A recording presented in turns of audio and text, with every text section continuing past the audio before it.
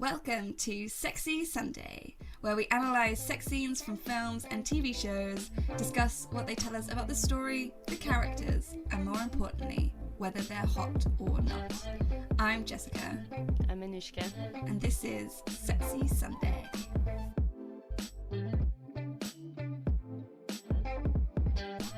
Today I've got a special guest, my friend Ted. Ted's also a writer, and he came with me to watch the film Elvis, which is what we're going to talk about today. So Elvis is a film by Baz Luhrmann, who came out in June this year. And it stars Austin Butler as Elvis Presley. It's about Elvis, but it's mostly about Elvis and his relationship to his manager, Colonel Tom Parker. Also, he says. No spoilers. No spoilers. And it counts 0 sex scenes, but the whole film is basically about sex. So we thought it'd be quite interesting to talk about a film that's literally about sex, that has no sex in it, and that on top of that is about a person who embodied sex, but from my many readings, seem to have had a really strange relationship to sex and not be that interested in it. So I think this is all very interesting paradoxes that for us to delve into. The first thing is, I would say that even though there's no sex scene, or well, there's one scene that's like there's an having implication. Sex. Yeah. They're like kissing and then they get on the bed, he gets on top of her, she takes his shirt off, and then that stops. And the entire time this scene happens, it cuts to his mother, because his biggest sexual relationship is clearly with his mom. So that's really upsetting for it to be the only actual sex scene-ish of the film. But I would say the real sex scenes of the film are every single time he's on stage and performs, and all the girls are orgasming in the audience, and he just like thrusts his hips at them. I think that was probably more sexually charged than most sex scenes I've seen in films. Definitely, it's kind of explicit in a way. Like it's because it's clearly not real as well. Like the reactions are clearly heightened, and it's more over the top a reaction, like you say, than you would expect in an actual sex scene. And also, I think because there's no sex scenes, it gives those scenes the kind of catharsis that you'd be expecting. It does. Like, it does. There were a bunch of sex scenes and those scenes, it might feel a bit more muddled. Yeah, they definitely wouldn't have the same impact. I feel like they're really sex heavy because there's no other. I'm gonna say release, but that sounds really gross in that context. But yeah, I think because I was watching so there's one video on YouTube of the actual Elvis Presley singing Hound Dog, and I think that's the one that is in the film when it's like on TV the first time, like one of the I think it's the first time we see him on TV in the film. And there's one version of it that's like just a regular Hound Dog, but then there's one version of it that's like in 56, and I love it because at the end he like slows the song down, and I really like it. I think it sounds great. Anyway, it does cut to the audience a few times, and there's this one girl who sat down, but literally as soon as he moves his legs, like jumps up and down on a chair clapping, and she seems so excited and happy. And I'm like, obviously they're not all screaming like they are in the film, but a lot of them are screaming, but they're not screaming like they are in the film, because no one screams like the girls are screaming in the film.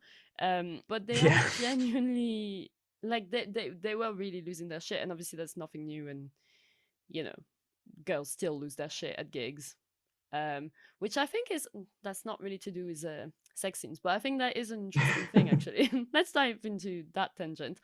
I think it's really interesting because historically girls were going nuts at gigs of Elvis, the Beatles, the Rolling Stones, Jimi Hendrix, and you would assume that it would have carried on with this and girls going nuts at like indie bands gigs.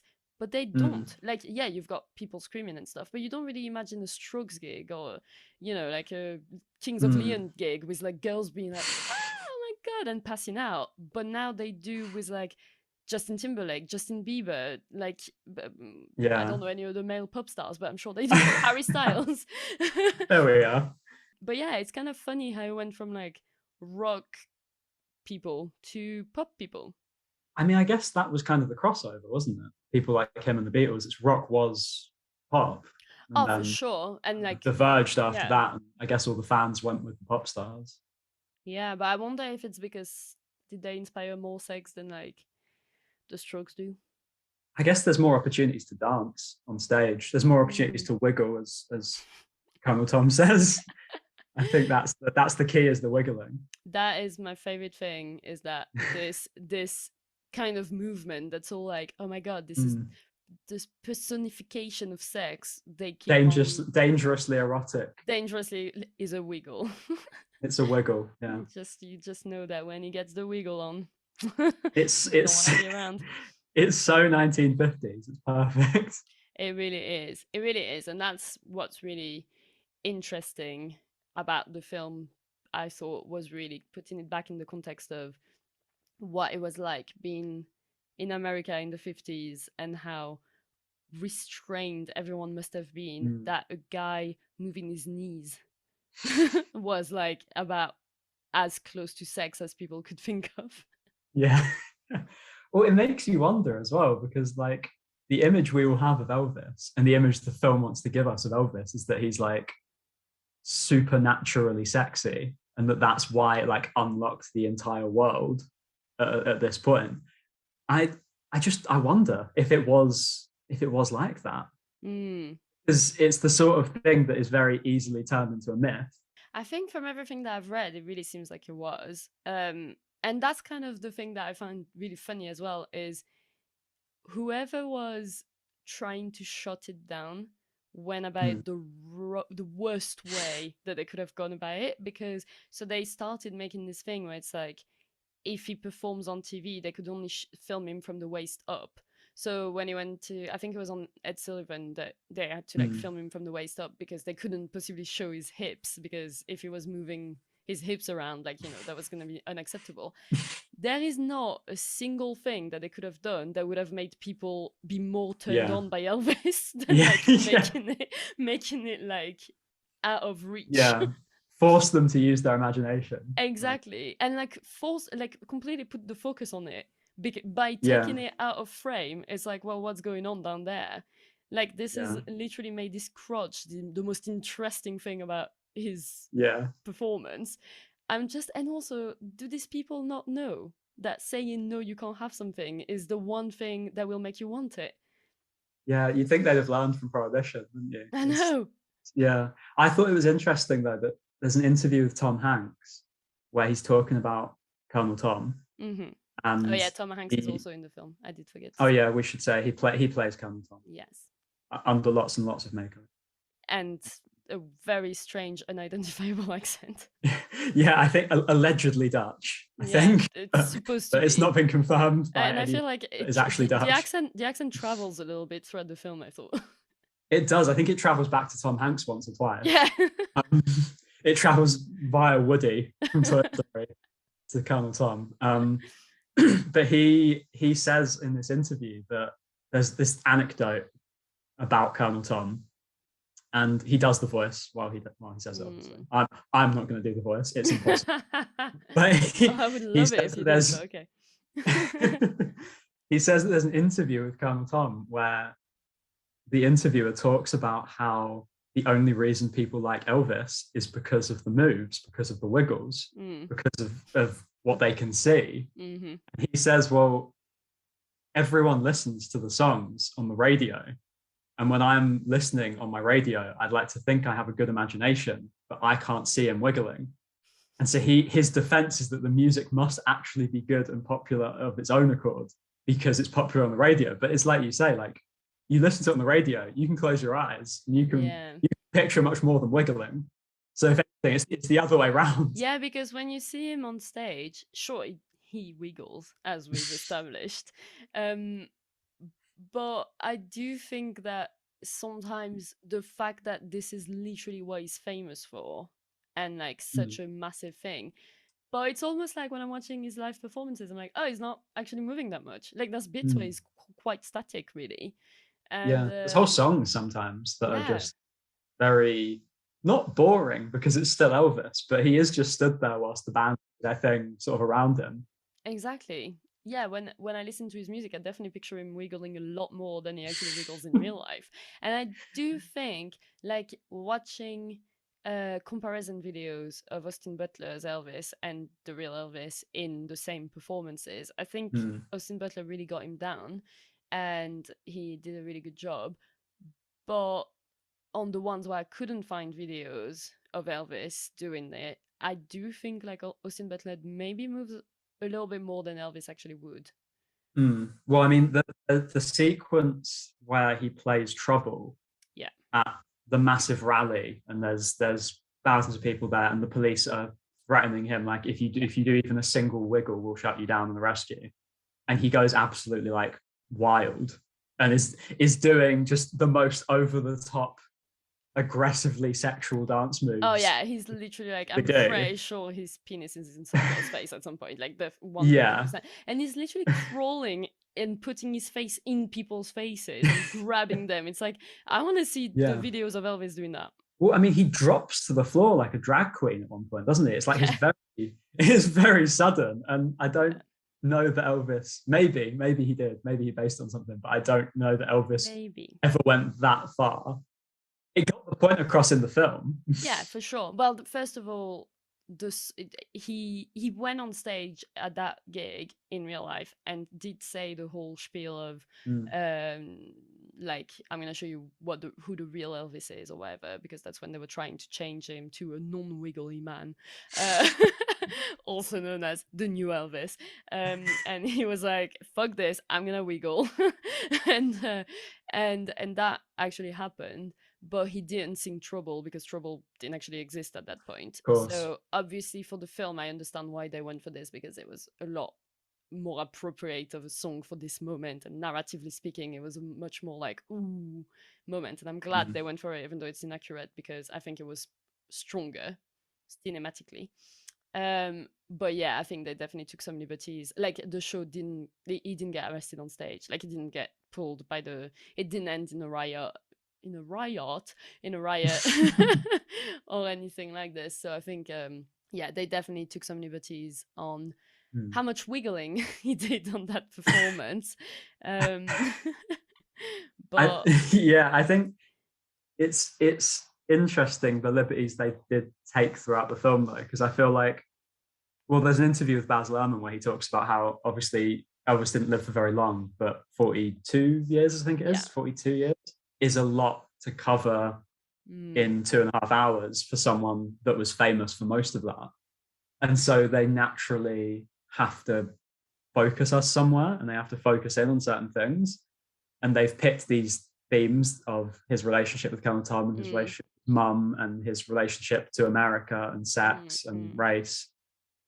And everything's filtered through that. And I guess you see that in those decisions as well, in terms of playing Trouble, that it's very clear what Baz is trying to tell us at every point in this film. Also, I'm sorry, I know we've talked about it before, but I'm so disappointed that Baz Luhrmann's name is not Barry. It's sad. I would love it so much if he was like, Barry Luhrmann. Barry Luhrmann. You know what? Just call me Baz.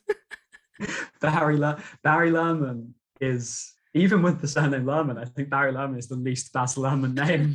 Yeah, it really is. Imagine a character called Barry in any of his films. That would be so. Someone's going to know that there is a character called Barry in Moulin Rouge or something. Yeah, probably. But yeah. Well, I'm not sure in Moulin Rouge. That maybe in even less in Romeo and Juliet.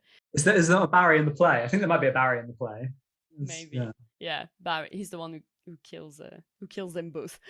Who kills them famously at the end of the play. Famously when they get murdered shot by at Barry. the end of the film. Yeah, you remember Ron, right?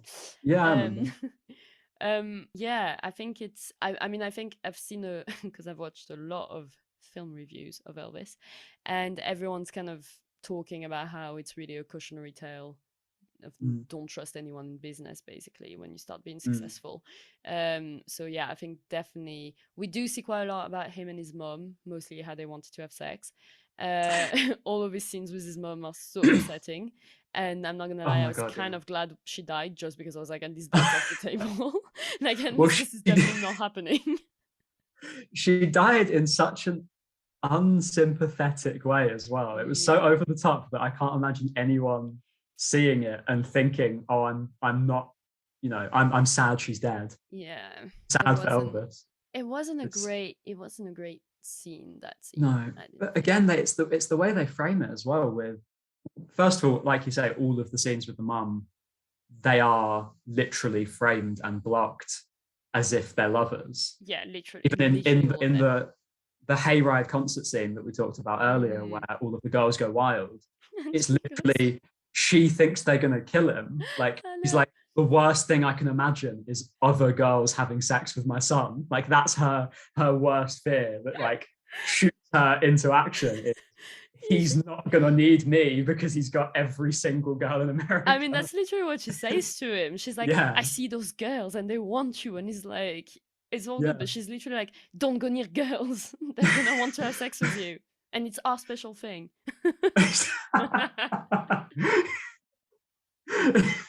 It is. If anyone's not seen it, it sounds like we're really exaggerating it. It is. No, not. It's really. Not. It is exactly that. I don't know what Elvis's relationship with his mom was like in real life. I know from what we've read, like, it seems like they did have a bit of a strange one where they called each other pet name and used baby talk with each other when he was a grown-up, which I don't know what it means, but I don't want to know.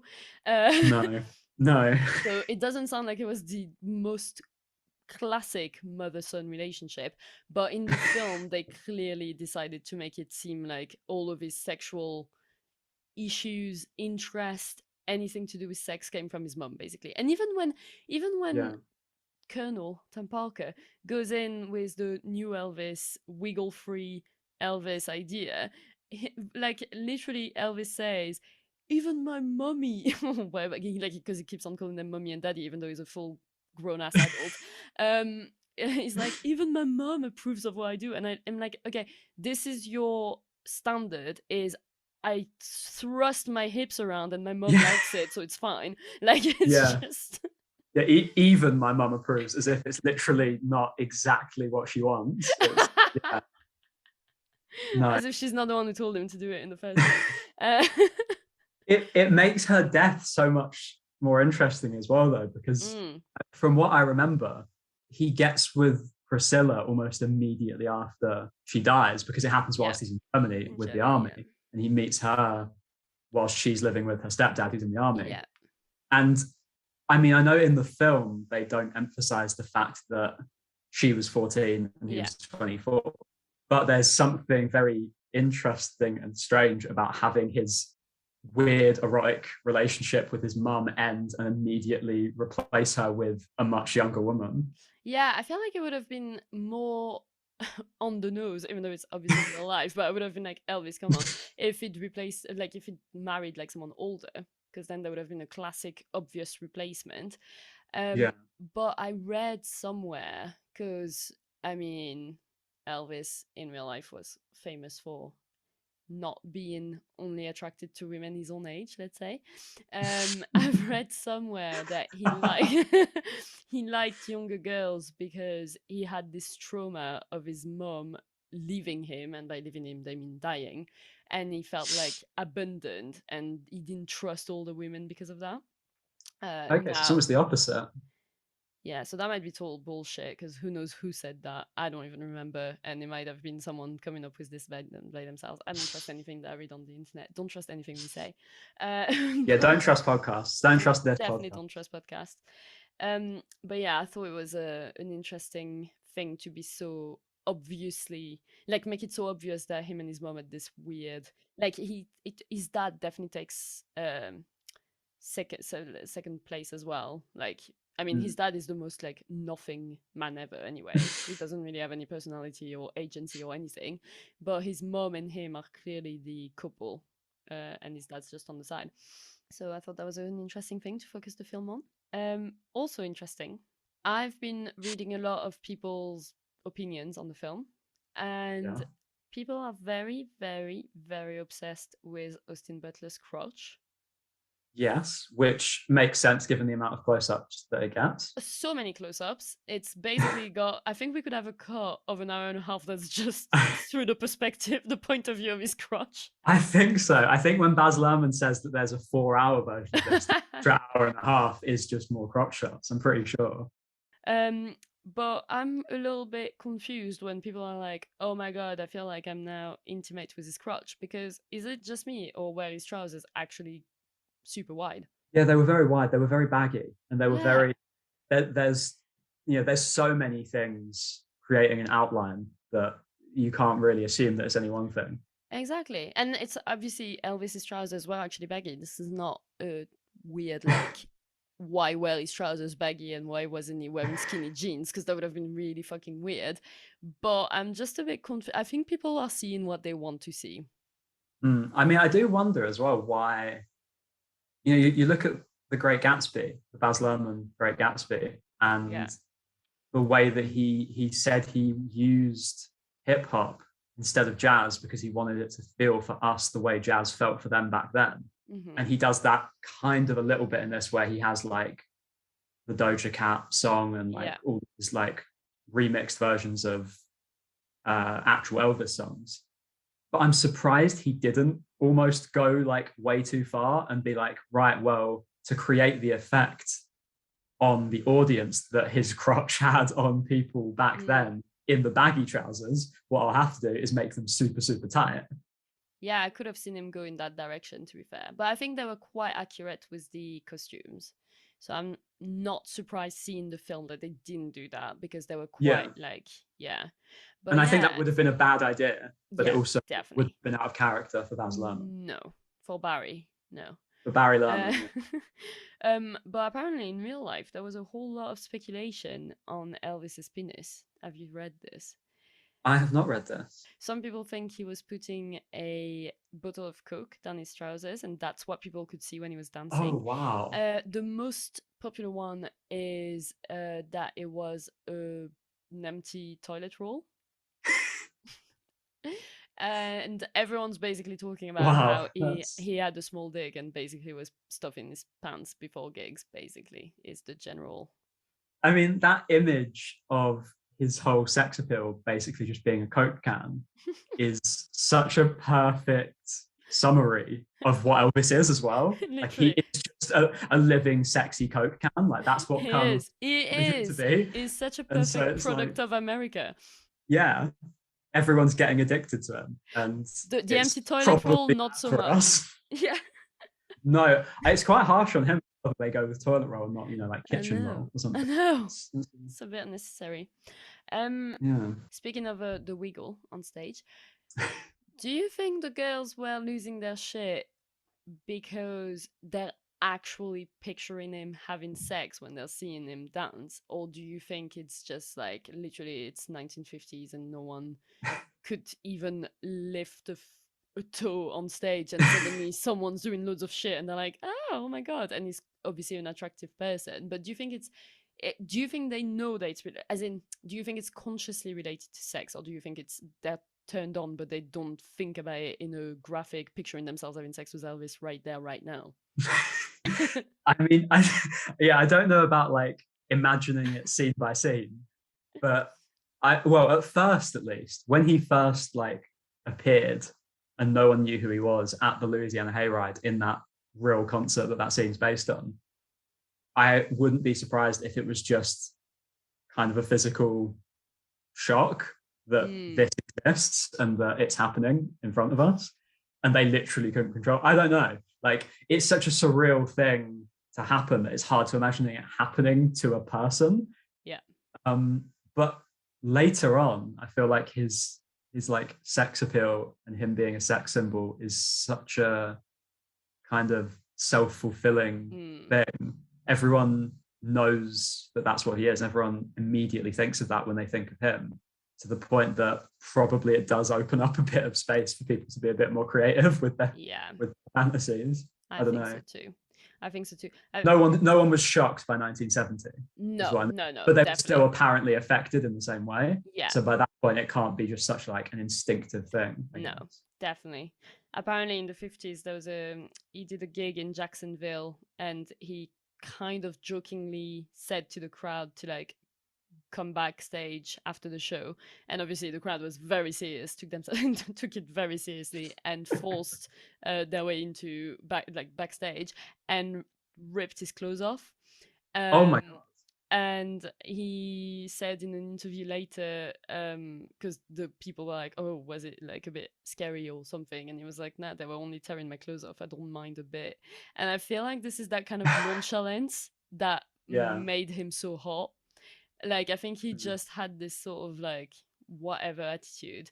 And I think that's one thing that there is a little bit in the film, but not enough, in my opinion, is having watched nothing else than Elvis live performances for the past 3 days, being now at the head of the Elvis fan club. I've noticed that Elvis was really, really, really playful with the crowd, and really flirty. And there's this performance again. I think it's Ed Sullivan's. Is he pretends like he's going to start playing, and everyone goes like woo, and he stops, and then he's like laughs, and then he goes like as if he's gonna start again, and people start going crazy, and he laughs again, and then he starts playing, and then every single time he wiggles, wiggle is becoming my favorite word. Every single time he moves, people obviously react to it, and he just laughs every time. Like, not you guys are hilarious, but chuckle, like, I know what I'm doing and it's paying off. And he's constantly joking with the audience. And I feel like in the film, there's only the bit in the Memphis show where he says the move a little finger thing.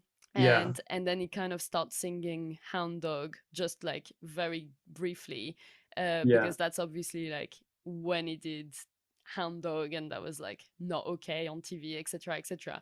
So that's one of the times. And then there's also, I think it's the first time we see him in Las Vegas, where he like pulls the curtains back up after they come down, and he's like, thank you. And like, that was quite fun as well. But I feel like that was really, watching a lot of Elvis videos, I think he was really, really, really funny. And that didn't really come across in the film to me. Even in his personal conversation, I don't think you see him being funny. No, I feel like in the film, you get a lot of him as this kind of like empty vessel that everyone else is projecting things onto. Yeah. You don't really get much of his actual like agency over it all, because like obviously he was swept up by Colonel Tom, and he was swept up by like the fame and everything, and the drugs and all the very, very young girls and all of this. But he was also someone that set out to become very famous, that wanted that, and like did all that, got into bed with Colonel Tom on purpose. And so he knew what he was doing in that sense, and he knew what he was doing when he sells himself as this sex symbol. And I mean, I don't think anyone could possibly come up with that many ways to wiggle, put the time and energy into thinking of a new way to wiggle on stage if they didn't know what the wiggle was doing to people. Exactly. And I think there is one scene that I remember towards the end when he's playing in Las Vegas and he's kind of a bit past it, but everyone's still going wild because it's Elvis, that I saw it and I was like, surely that's not real. And then I looked it up and there is a clip of him actually doing it. Oh, when he kisses every girl? No, no, that too. But also the bit where he very, very briefly just dips the microphone into his mouth a couple of times. Oh, yeah. And I looked it up and there is a clip of him and he just puts it into his mouth and he looks someone straight in the eyes and he just sort of gives them a little cheeky grin. And it's just such a, it's almost like it's the only thing he hadn't done yet. Yeah, it's like his last stand of what's the most, and the subtlety's dropped by that point. He's not subtle anymore. He's big Elvis in his rhinestone covered white leather suit and he's putting the microphone straight down his throat. Like, he's not pretending anymore. It's 1973. Like, yeah, I know exactly what you mean. mean. And it's also, it comes back to why there's no sex scenes in the film. In that, on the one hand, like we said earlier, the concert scenes are the substitute for the sex scenes. But also, there's an interview with Baz Luhrmann where he talks about how he got involved with it. And I get the impression that Baz Luhrmann likes Elvis and would happily make a film about Elvis because of the glitz and the glamour and all of the showmanship and everything, and that's very him. But he said that what he actually wanted was to make a film about America, and that Elvis is kind of the perfect symbol for that. And so I think he's kind of had to water down Elvis a little bit because he's not focused. And so you don't get that human side to him. And it's, I don't think he's like, I'm not going to make something that's remotely about Elvis and I'm just going to make him this cipher that doesn't have any feelings. But at the same time, kind of has done that a little bit. And it means that there's no need for sex scenes because America didn't have sex with Elvis, except when he was on stage. Like, that's the only time that it happened. That is so true. That's actually such a good point. Well, some women did, and then they didn't have many really good things to say about it. Like, so many girls came out saying like he was kind of rubbish in bed. Oh, and the biggest thing is, it seems like he really wasn't very interested in having full-on sex. Like, everyone's like, yeah, he was just into foreplay. He rarely had full-on sex, apparently, which again I found so interesting for someone. I mean, what's the point of having hip moves like his if you're not gonna use them? Like, what's the point of showcasing them to the entire world? He's worn out by the end of the show. Yeah, probably. That's the thing. Like, he gives it all on stage, and then he's like, you know what? Let's just forget about this.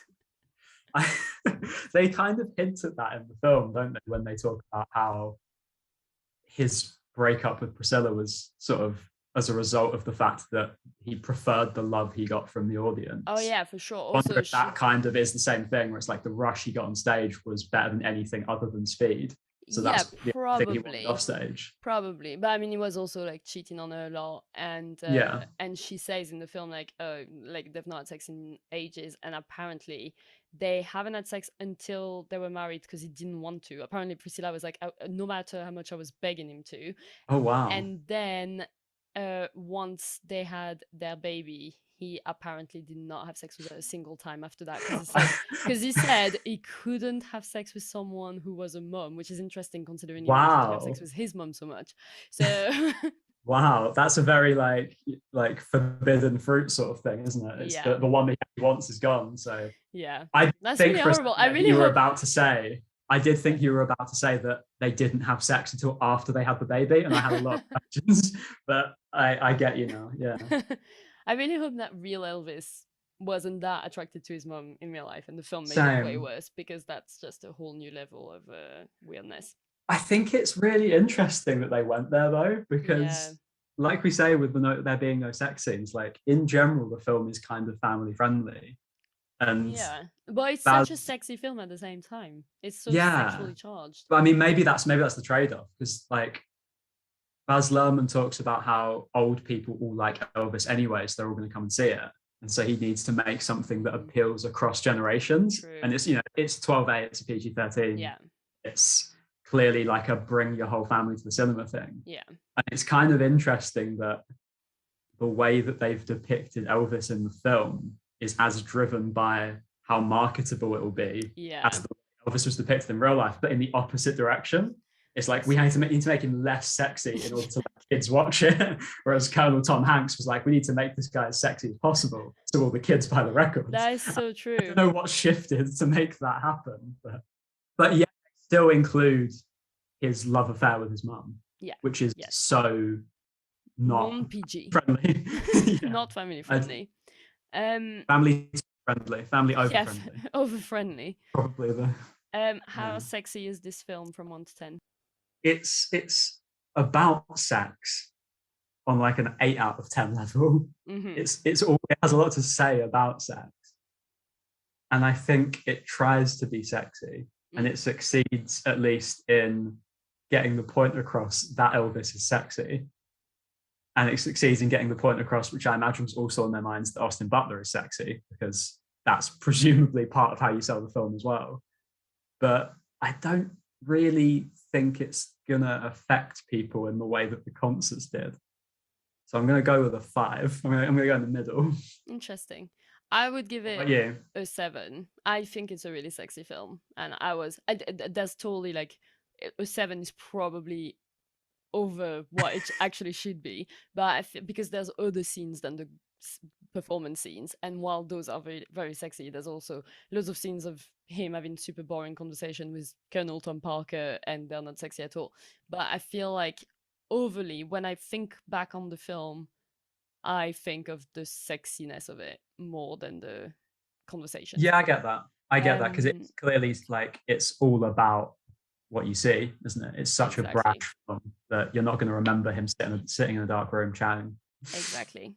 Thank you so much, Ted, for coming on. Thank you for having me. next time, Jess is going to be back, and we're going to do girls finally, because we've been talking about it for 4 weeks now. We're finally going to do it. It's going to be really exciting. So I'll see you guys next time.